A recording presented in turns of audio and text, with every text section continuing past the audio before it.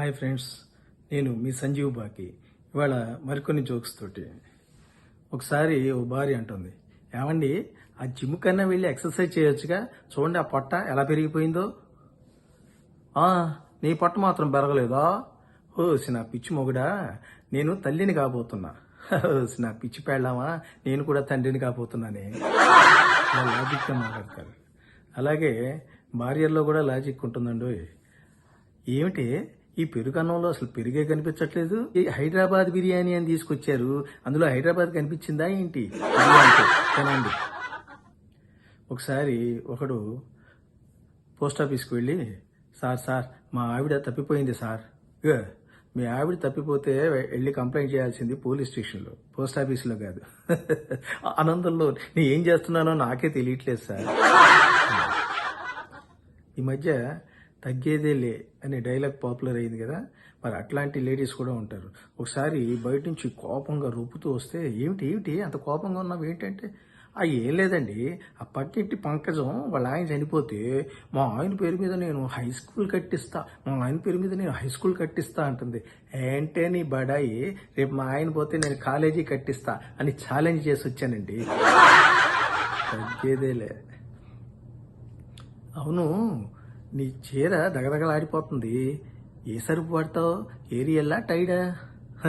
నేను వాడేది మా ఆయన్ని, అందుకే ఈ దగదగ. ఆయనే చెప్పాలి ఏ సరుపు వాడతాడు.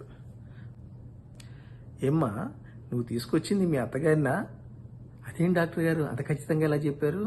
అదే ఇందాక నుంచి చాలా పవర్ఫుల్ యాంటీబయాటిక్ వాడండి, ఆపరేషన్ చేసేయండి అని మంచి ధైర్యంగా చెబుతుంటే డౌట్ వచ్చిందిలే. ఏంట్రా అంత దిగులుగా ఉన్నావే? ఏం చెప్పమంటావురా, మొన్న మా ఊరికి వెళ్ళా, చాలా రోజుల తర్వాత మా చిన్ననాటి స్నేహితుడు కనపడి, అరే మనం కలుసుకొని చాలా రోజులైంది, మందు కొడదాంరా అంటే ఎంతో ఆశపడి వెళ్తే, తీరా ఆడి పొలంలో మందు కొట్టించాడు రా దరిద్రుడు. ఒకడు వాళ్ళ అత్తగారికి ఫోన్ చేసి, ఇగో చూడండి అత్తగారు, మీ అమ్మాయిని కాపురానికి పంపిస్తారా లేదా? ఇదిగో పంపించే ప్రసక్తే లేదు, 999 సార్లు చెప్పా, ఇంకా ఎన్నిసార్లు చెప్పాలి, ఎందుకు అలా ఫోన్ చేస్తున్నావు? ఏంటో అత్త, అది వినకొద్దీ వినాలనిపిస్తుంది. ఒకసారి ఒకడు విజిటింగ్ కార్డు ఇచ్చాడు. ఏంట్రా విజిటింగ్ కార్డులో నువ్వు రైటర్ అని రాసుకున్నావేంటి, నువ్వెప్పుడు రాసావు కథలు? ఆ మధ్య ఒకటి రాసా కదరా.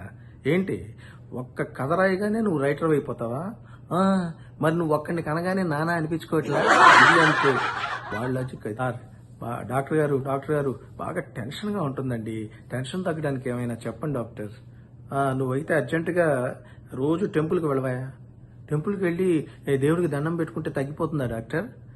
దేవుడికి దండం పెట్టక్కల్లా, బయట కూర్చొని ఆ లోపలికి వెళ్లే వాళ్ళు చెప్పులు బయట వదిలిపెట్టి లోపలికి వెళ్తారు కదా, ఆ చెప్పుల్ని నువ్వు చిందరవందర చేసేసి మళ్ళీ ఆ గుళ్ళో నుంచి బయటకు వచ్చి వాళ్ళ చెప్పుల కోసం వెతుక్కుంటూ టెన్షన్ పడతారే, అది చూడు చాలు నీ టెన్షన్ అంతా పోతుంది. ఇది చెక్క. మరి మీ టెన్షన్ పోవాలంటే మీరేమి ఈ పనులేమీ చేయక్కర్లేదు. సంజీవ్ బాకి ఛానల్ని సబ్స్క్రైబ్ చేసుకోండి, జోక్స్ వినేయండి.